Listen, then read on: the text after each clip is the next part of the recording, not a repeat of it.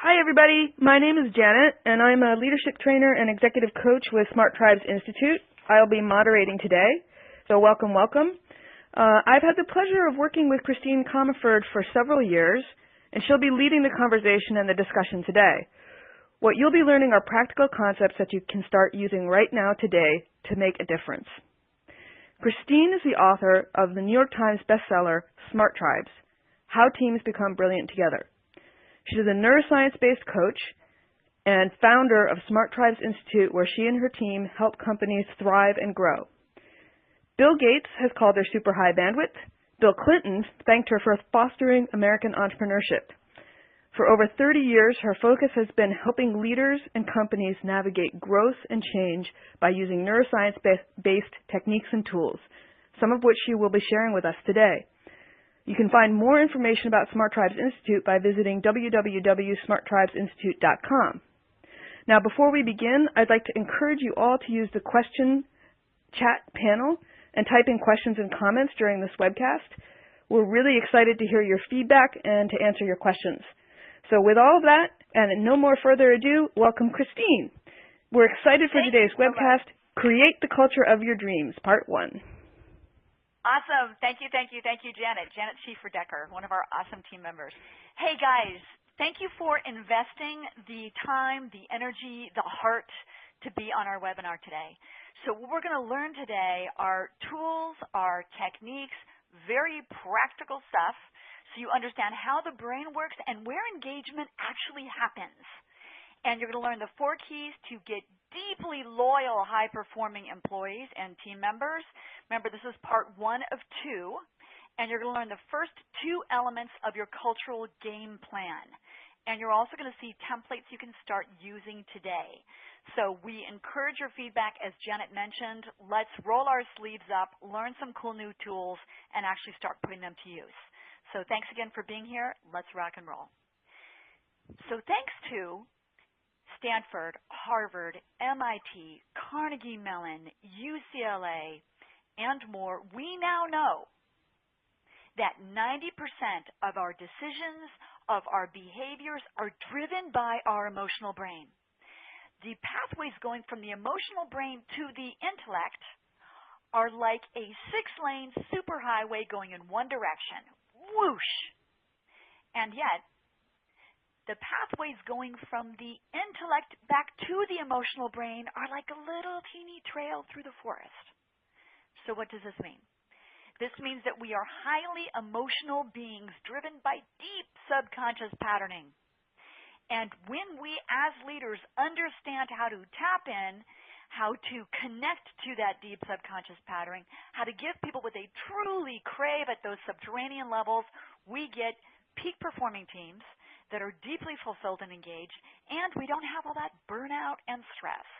So let's talk about how we do that, and first, let's also touch base with how the brain works.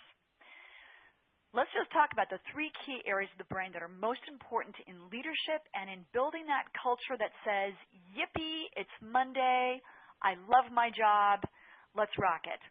So, reptilian brain. This is the part of the brain that governs temperature, balance. This is the part of the brain that's really all about physical safety. If the reptilian brain could speak, it would say safe or not, dead or not. Layered on top, mammalian brain. This is the part of the brain that governs your emotions. This is where we have the limbic system, which governs fight, flight, freeze. This is where we have happiness, joy, love, sorrow, anger. This is your emotional center. If the mammalian brain could speak, it would say friend or foe. So it's a little more evolved than the reptilian brain, which is saying dead or not, but still it's protecting, it's running safety patterns. Friend or foe? Are we going to eat lunch together or am I going to be lunch? Layered on top, neocortex with the prefrontal cortex, which we use a lot in leadership and culture.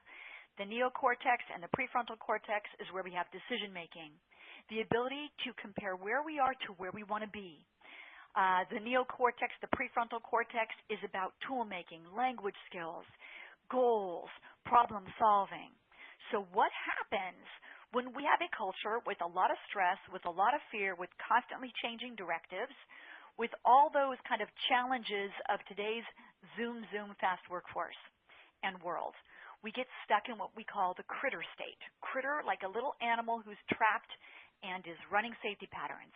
When we're in our critter state, we are driven by fight, flight, freeze, dead or not, friend or foe. We are cut off from the neocortex, from the prefrontal cortex, where our best work happens, where our communication, where our collaboration, where our seeing the glorious future and taking steps towards it. So the tools we're going to learn today will help you guide your team into what we call the smart state. The smart state is where we have full access, where we have the neocortex, mammalian, reptilian brains all working together in concert. In the smart state, if we get a flame email from George, we say, wow, poor George, he's having a bad day.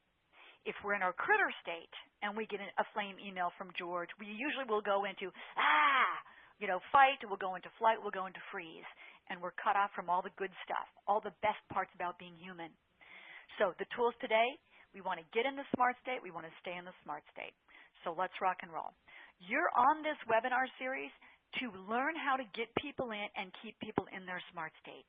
By creating a culture that fosters the smart state, we get tremendous ROI in productivity, in engagement, in revenues and profits, in closing sales faster, and harvesting more of our pipeline, and in increasing demand generation of marketing.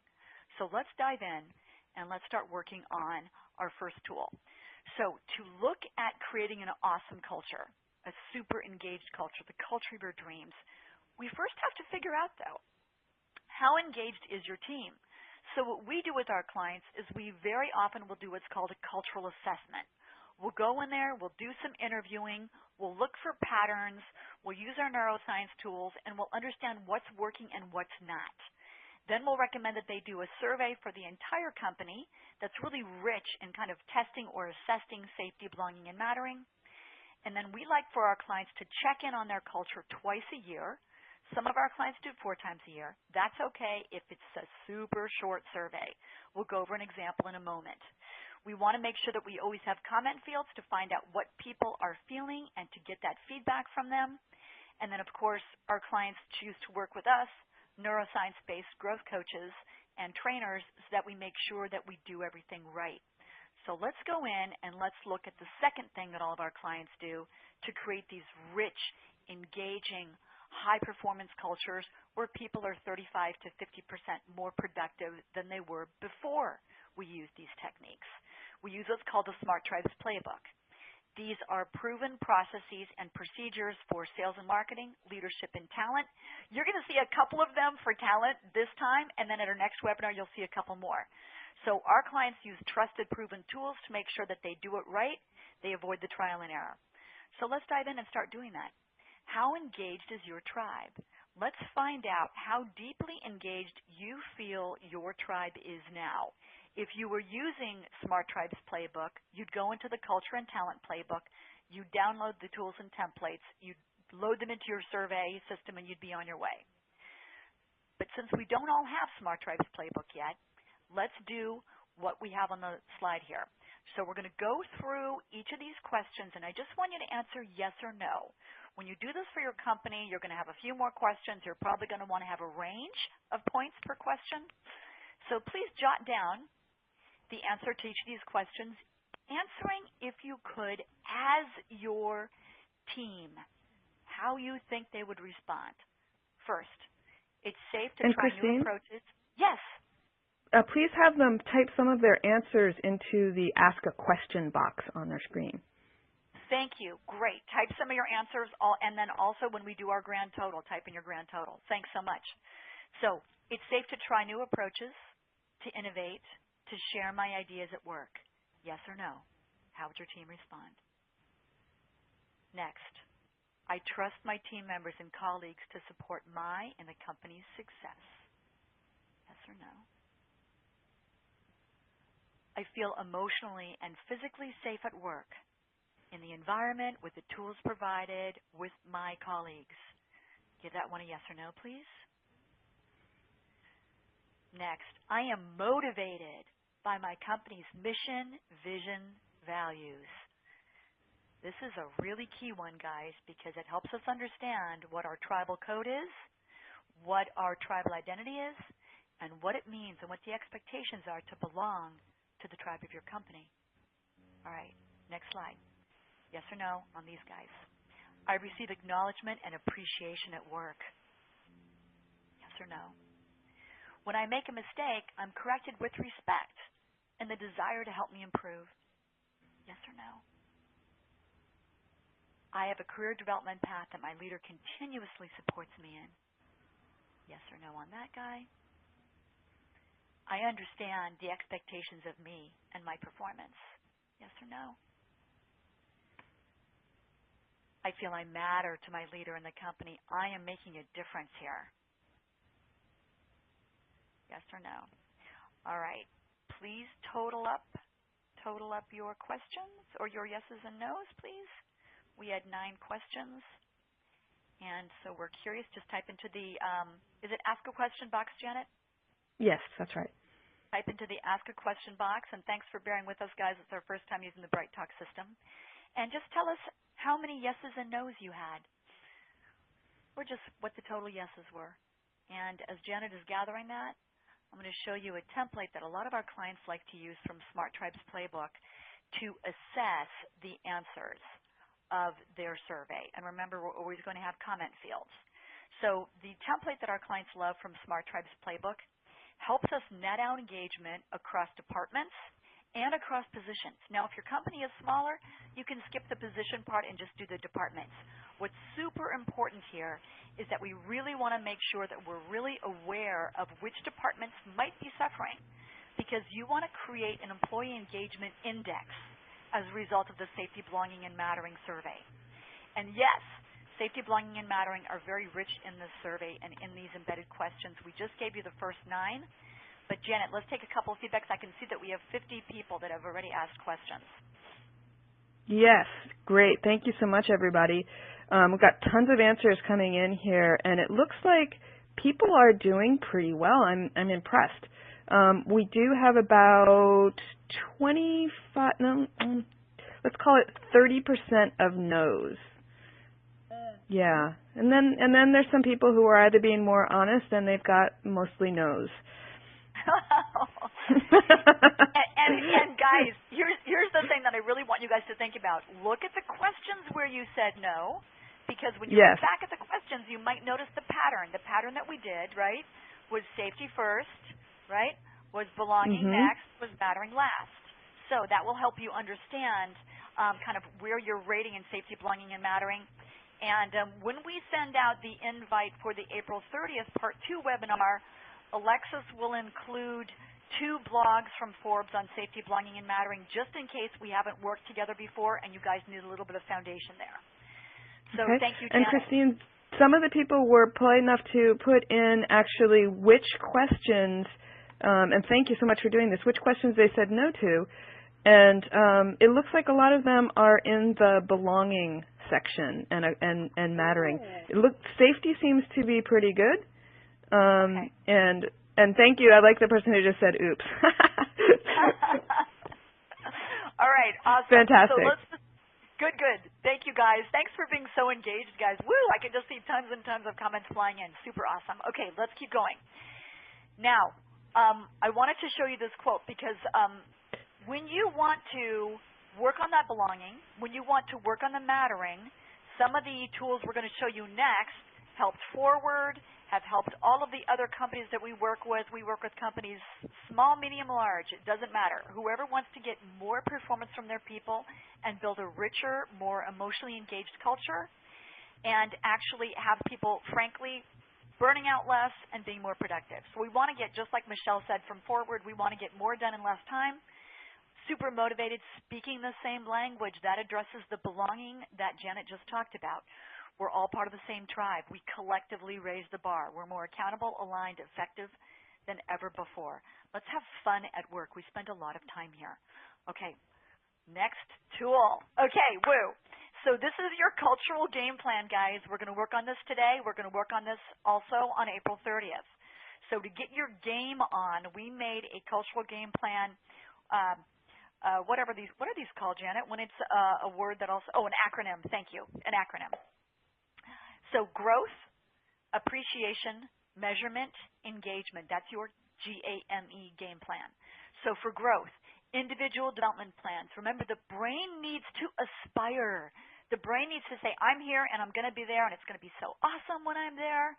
And they start to live in that glorious future. So individual development plans, career pathing, people seeing that glorious future gives them rich safety. I'm safe. They're planning on my being here.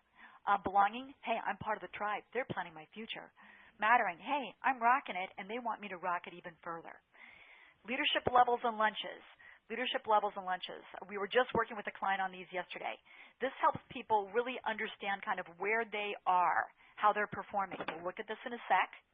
Annual learning. Our top performing clients do 24 hours for their entire company of learning per year, all levels, entire company, and 2 weeks of leadership training every year for anybody who is in a leadership role, meaning anybody who has direct reports.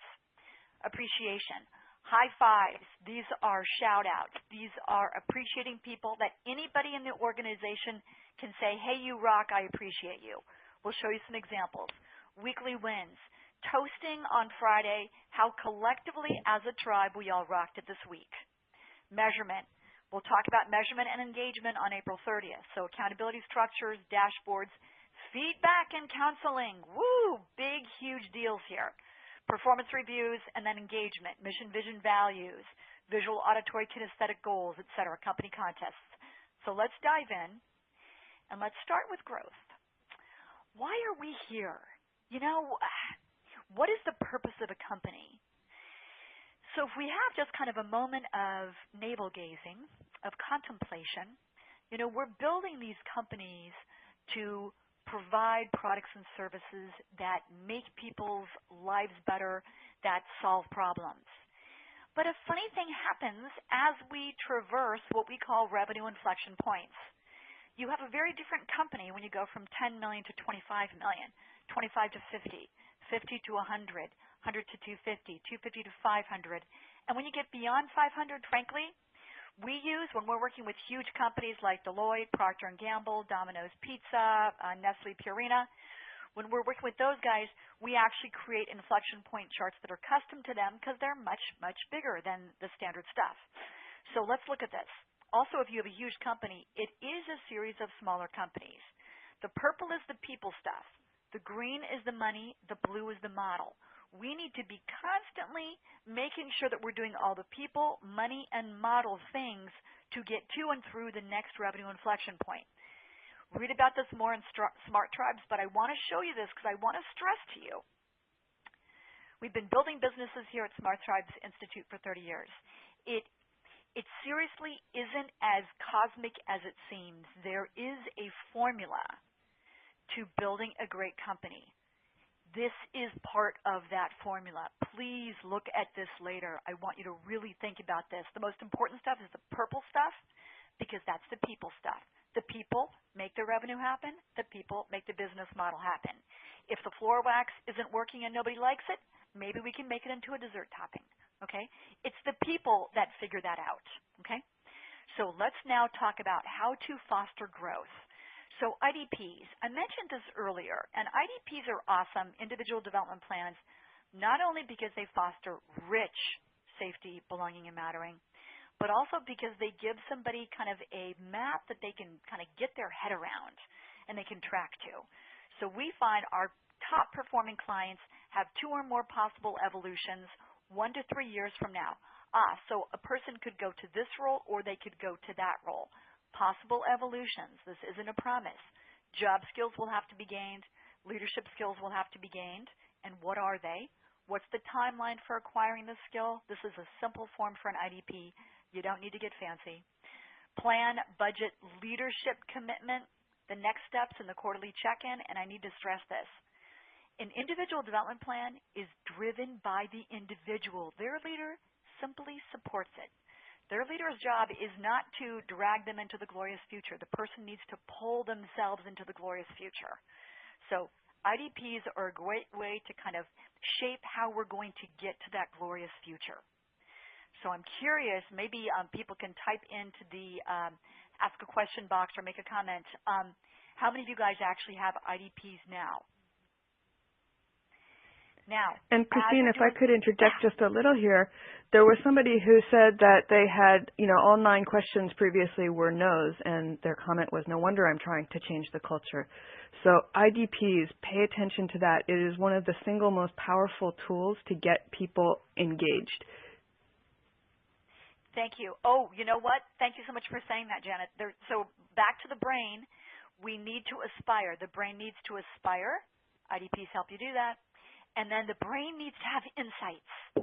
So when somebody actually sits down to create their IDP, their leader does assist them in it, we want to be asking a lot of questions to get those beautiful insights popping. Leadership levels. This is something that our clients are nutters about. Our clients love, love, love these. Now, see what works for your company. Okay, Google likes to have 10 leadership levels. Facebook likes to put people in a new role every 18 months or so just to keep it fresh and to keep people stretching. But it's incredibly helpful for you to sit down with people and define what your leadership levels are. Here are some examples from Smart Tribe's playbook. And ask the person, give them some time to reflect, but then ask the person, hey, what leadership level do you think that you are performing at? And then meet, see what their answer is, tell them what your experience is, and then create that fabulous plan to help them get to the next level. Notice to the far right, the first few levels are about leading self. The next are leading others. The top is leading kind of the whole business. Not every role needs to have a super high leadership level, right? So it's okay. It's not like the lower levels are bad. If somebody's working on an assembly line, it's probably totally okay for them to be maxed out at, I don't know, leadership level 3 or 4. So look at what level matches and then help people use this as a way to aspire. And then what we find is we coach people through the first few levels, and then we get into more sophisticated trainings, and the Smart Tribes Institute trainings are what our clients always count on to get people from level 5 all the way up to 9. So leadership levels, where are your people kind of performing at? So let's take one more kind of quick tool from Smart Tribe's playbook, leadership lunches, and then we'll pause and we'll do some Q&A. Leadership lunches. What is awesome about these? Leadership lunches are self-directed peer coaching groups. They are a beautiful thing. We love to have people in about 6-person groups. If they're going to be sharing confidential information, you want them to be peers. That way people can say, wow, I'm really having a problem with Susie Q. She's just dropping her accountability left and right. And one of the other members can go, oh, did you use the such and such tool from Smart Tribes Institute? Oh my gosh, I totally forgot. I had that same problem with Paul, and I used this tool, and it totally worked. Hey, thank you. So we want to get this level of peer-level coaching happening. So what we do is we get groups of 6. That way if somebody is sick or they can't make it, we still have a rich conversation. It's a brown bag lunch. People meet, gosh, once, twice a month. They go through a different chapter of Smart Tribes. The leadership of the group rotates. There's no designated leader, okay? It's a collaborative thing. And we're sharing our challenges and we're learning about leadership. So I highly recommend doing those. And what's super cool, you throw it out there, hey guys, we're going to do this program called Leadership Lunches. Please let talent know, that's what we call HR, let talent know if you're interested in this. And this is where you start to learn who some of your high potentials are, my friends, because people will be going, wow, I want to grow, I want to grow. And then also, some of our clients have had the opposite, which has been awesome. Problematic, quote unquote, behavior has been resolved because a person just needed a structure. They needed a structure to connect with others. Let's do some Q&A. What do we have, Janet? Fantastic, Christine.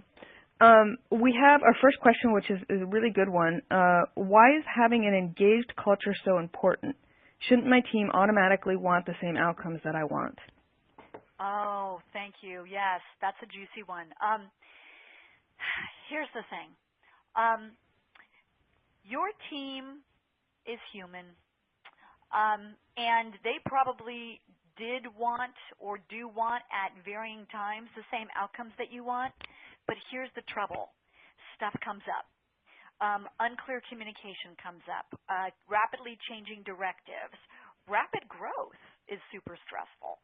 All these things come up, and what happens is people start to get in critter state.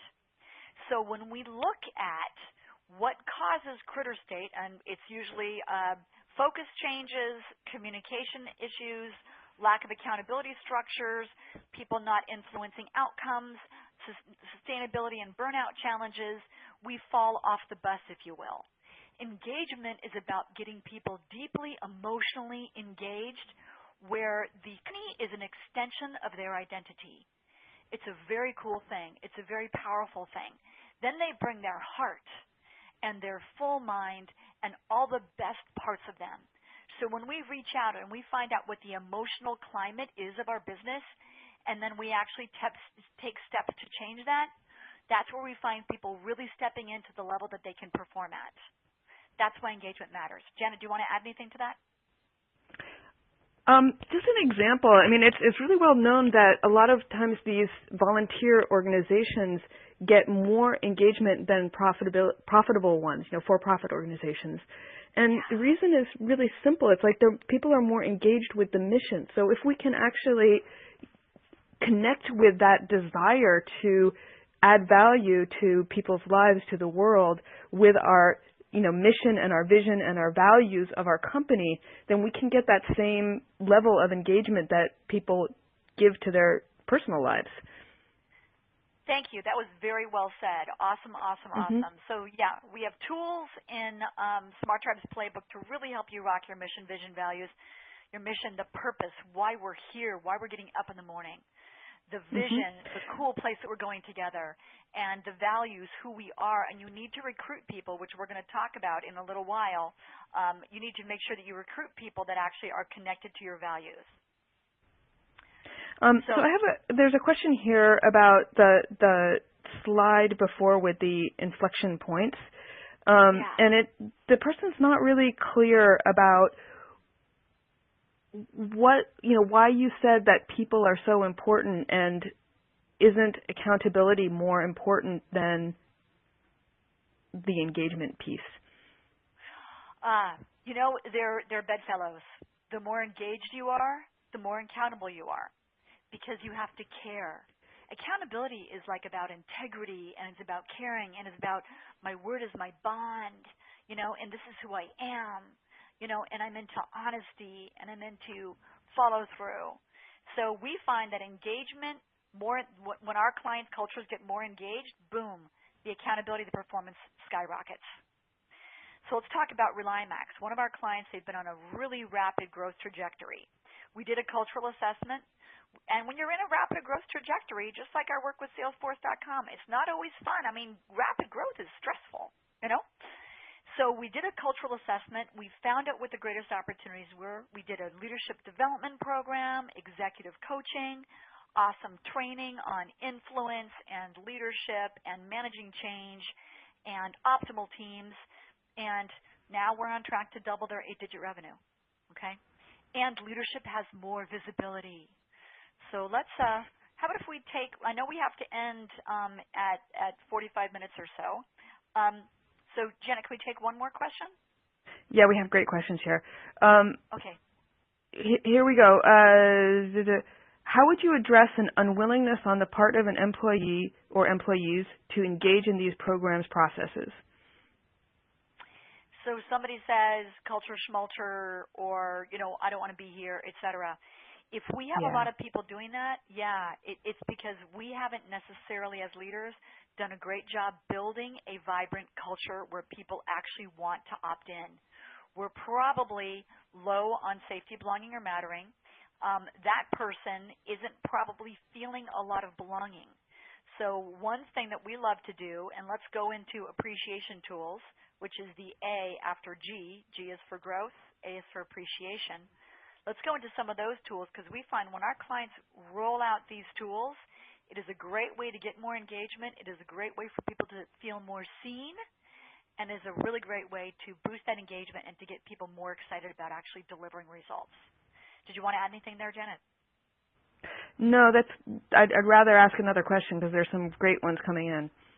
Okay, pop in one more. Okay. I'm working in an environment where we've expanded the marketing department significantly. We were more effective and productive with a smaller group. I'm challenged by realigning the team to reoptimize performance as our smaller group was able to gain 4 times results, and now we're performing 6 times worse than our previous marketing optimizations. There's also a lack of engagement because of opinions and egos. Okay. So remember the face of the ego. The face of the ego is fear, attachment, control, and entitlement. All such fun things. So what we want to do in a case like this is we need to bring that team together. When we have challenges like this, our clients will usually have us do an offsite with them. We did this with a client recently that had a similar marketing challenge. We got together. We got the team super connected.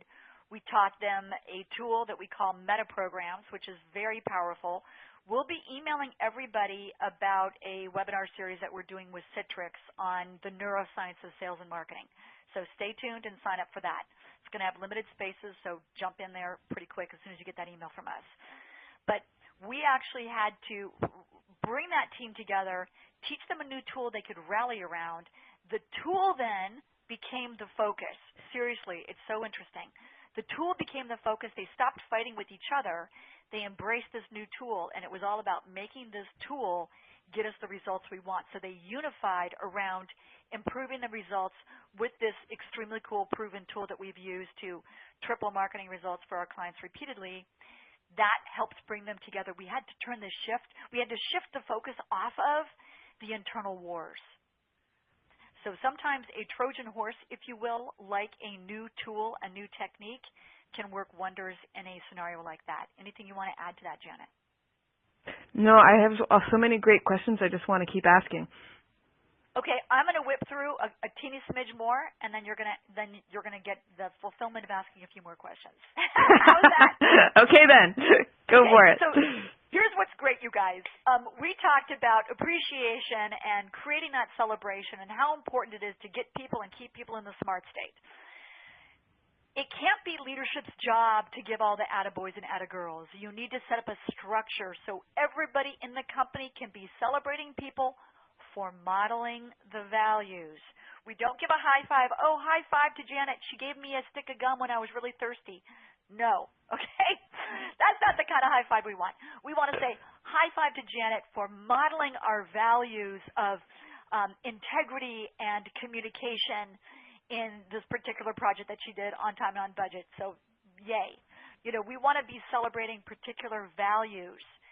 So when we set up structures like this, some of our clients use SharePoint. So if you guys are SharePoint users, the screenshot I'm showing you here is a SharePoint screenshot. You can set up a high five mechanism where people can say high five to such and such person for modeling such and such value. Then what's cool, high fives, shout outs, whatever you want to call them, you can start tracking how many you get. You do the employee engagement survey. You set up some cultural rituals like we're talking about. You use the Smart Tribes playbook. You start to notice more high fives and more shout outs. As you notice that, you start to track and you start to notice that you're getting greater accountability. You're getting greater performance results. It's all connected. This is Domino's Pizza. I like what these guys do because they have TV screens all over the place and they are rotating. Look, George Murphy just gave a postcard recognition to Jerry McDonald. Roxana just gave one just received one from Stacy. We're talking about what we love that somebody is doing. We're, quote, unquote, catching them doing something awesome, okay? So when we do things like this, when we have these things in the hallways, when the shout-outs and the high fives are public, it builds really good excitement, engagement, energy. I'm seen, I'm appreciated, okay? What happens if you don't have a physical, you don't have people that are physically in front of computers or walking the hallways with these big TVs? Well, one of our clients, DePaco, has a lot of guys that are in different warehouses and such. They have these high fives that are actually hands. So you look at the different values. We have 3 different values: ownership, never be satisfied, superior products, and then we have it's from such and such, it's to such and such person, and we talk about the specific. Here's the value or the values that you modeled. Here's exactly how you did it. High five, rock on. Then we put those up, and people walk by, and they see them, and they feel good. and they want to give some appreciation, and they also want to get it. Okay? So we want to build that good feeling, constantly build good feelings. For those of you that read and emailed us and tweeted about the past 2 Forbes blogs I've written, and Janet was very, very helpful and instrumental in them, on bringing good feelings, causing good feelings for people, how humans experience the world. When we have good feelings and the people connect them with our company, that's engagement. We want to create good feelings with the structures you're learning today, good feelings with all the structures that we teach when we do trainings, when we do coachings. All of our clients know what I'm talking about. Those of you that are on the webinar are starting to experience what I'm talking about. This is how we get the right people in the right roles, helping them truly tap their full potential. Okay, we want a company culture that is a tribe, where people's identity is connected to it, where they're driving to work and they're thinking about cool ways they can help the company because they love it so much. So let's look at just one more thing, and then it's question bonanza. Question bonanza. We want to make sure that we get the right people on the bus, right? We want to make sure that we are recruiting people that are really aligned with our values and that we're also knowing how to retain them. So in Smart Tribe's playbook, we have a number of tools for this. One of the tools is a series of questions that we ask so that we make sure the right people are getting on the bus. Now, I was just working with one of our clients yesterday, and they are recruiting gobs and gobs of people, and their recruiting process is not working. I mean, how do you process 400 resumes? That's nuts. So what they're using now, and they just started using it, and already they emailed me today saying, oh, hallelujah, it's the second coming. What they are using, like so many of our other clients use, is first in the job posting, we say, here's who we are, and we talk about the company, and here's our values, and here's what we believe in, and here's where we're going together, and this is kind of the tribal adventure that you can opt into if you would be curious about working with our company. Second, what we do is if somebody emails in and says, yeah, here's my resume, we reply saying, wow, thanks so much for your interest in our company. We do our first level of interviewing digitally. Please answer these 5 questions. They go into Smart Tribe's playbook. We have a set of questions that they pick from based on which ones they like best that help vet people, and they're neuroscience-based questions, and they help determine if somebody is part of your tribe or not. They answer those questions, and based on their answers, we then either give them an application or we don't. We then either put them in the queue or we don't. But what's cool is from the 400 resumes, we end up getting maybe 100 or often about 40, and we only vet those. So please start to do some digital vetting. It's going to make your recruiting process much better. Then when you recruit, you can make sure that they are aligned with your values. You can ask the rest of the Smart Tribe's playbook questions in the physical interview or in the phone interview or whatever you do next. Most of our clients do the pre-questions. Then they do a phone interview to make sure that they kind of click with the person. Then they bring them in physically because it's a lot of people's time if you're going to bring somebody in. Once they're on board, they follow our recruiting and retention process to make sure that they retain people and they don't have that 90-day honeymoon, and then they lose their engagement. Let's go into some questions, Janet. Fantastic. So here's one that's kind of related. It's how can we arrive to a meaningful mission truly connected with the tribe rather than the leadership, and is that the higher value? How do we get a mission that is truly meaningful connected mission? with the tribe? Yeah. Meaningful mission, yeah. Okay, so we will generally spend a day or in some cases a half a day if there's pre-work helping our clients really get their mission, vision, values that are really, really sticky and powerful. Now, the mission, though, has got to be emotional. And many companies are not emotional in their mission, so everything else kind of scoots downhill from there. So what we want to do is we want to step back and say, how are we making a dent in the universe? Let's take a page from Steve Jobs. How are we making a dent in the universe? How are we making the world a better place? How are we helping people become more powerful? How are we helping people become more free? How are we removing pain? We ask those questions, those 4 or so questions, and we can tie a product or service to those questions. Then we start to look at how do we articulate that. Then we run it by. We have to test it with our people. We can't, it's just like having somebody say, here's what you should believe in. You know, you're like, whatever. So we want to run that by different people up, down, across the org chart to see if they feel emotionally connected to that. Then when we do that, we say, okay, based on what our mission is, where are we all going together that's worthy, that is something that we could all aspire to? That's what your vision ends up being. It doesn't have to be crazy, 50 years out, okay? It can be shorter term. The vision can change. The vision can evolve. The values then are who we are as we fulfill this mission and we get to these cool values. But if we're not making a difference for others, seriously, what's the point? All humans want to be part of something bigger. We want to know that we mattered, that our time on this gorgeous and mysterious planet was worth something. That we left some sort of legacy in the hearts of people. Anything if I can chime in a little bit there, Christine. Please. There's two things that we've seen over the years that really cause problems. One of them is the overcomplicated mission statement. Your mission, your vision, your values, it should be very simple statements that people can pop off the top of their tongue. So a lot of the work is in simplifying it down to just one thing that people really resonate with, rather than a long gobbledygook of complicated phrases.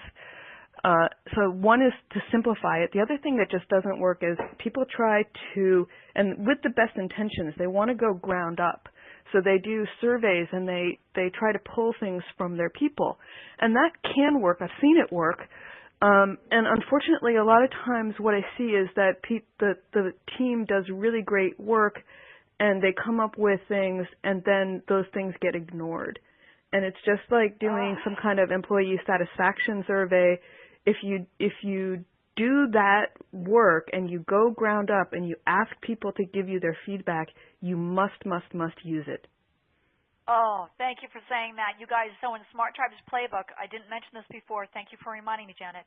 In Smart Tribes Playbook, before you send out an employee engagement survey, please use the verbiage in Smart Tribes Playbook. The pre-survey verbiage is very important. You don't want people getting cynical saying, oh, yeah, another survey where I'm going to bare my soul and they're going to ignore it. Okay, thank you so much for saying that, Janet. So you use the safety, belonging, mattering messaging we have in Smart Tribes Playbook.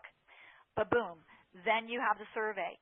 Then, step 3, you use the safety, belonging, mattering messaging that we have for the survey follow-up. Thanks so much for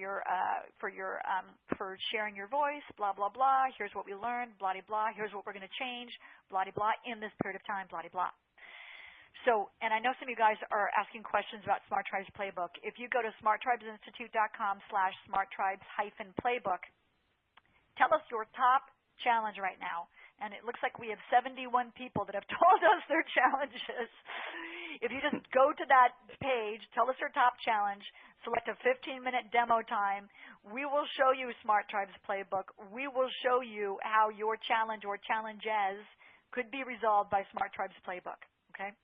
So this is what our clients rely on. They use this to supplement our training, our coaching, and some of our clients simply use the playbook and they do it themselves. Let's take another couple of questions, Janet. Sure. We have one person who's got a two-part question. The first part is accountability structure. How to do this without making this a whipping post. Oh, yeah. Okay, so we find sequencing is a beautiful thing. So sequencing is where we say, hey, everybody, we're rolling out these cool accountability structures and weekly status so we can have more visibility on what's happening in our company and how we can all support each other better and how, because cross-functionally, a lot of people don't know what other departments are doing, so we're going to build all this visibility so we can all understand what we're doing so we can support each other more powerfully. Then we're also going to be rolling out these high fives, et cetera, because there are so many unsung heroes out there. We want to make sure that you're all being celebrated. So we like to actually make it a fun, exciting. Accountability is about visibility, so we know what's coming so that you aren't blindsided when another program happens from a different department that actually impacts your work. accountability is about visibility, and then accountability also helps us shine our light, and we want to be celebrating that. So we find the sequencing, because if it's a thou shalt thing, or if it's a, we think that you're probably slackers, so we're rolling out these accountability structures because we don't really trust you. Yeah, that's going to be no bueno. Do you want to share some experiences that you've had around those, Janet? No, that's fine. I think you covered it. And I'm going to skip over the second part of this question because it's very specific to the company, and I would encourage this person about the production numbers to email us directly, and we'll get back to you and answer your question. And they should they can either reply to the emails that we send out, or they can email ops, like operations, OPS, at smarttribesinstitute.com. Thanks. Perfect. Thank you. And here's a great question for you, Christine. Should you have an educational event before starting an activity like leadership lunches? I love doing those. So we rolled out leadership lunches with 200 people at Procter & Gamble. They are kind of, strongest kind of emerging leaders. And what we did was we did a full-day training. Well, we did 50 people per, so it's, 4 50-person trainings.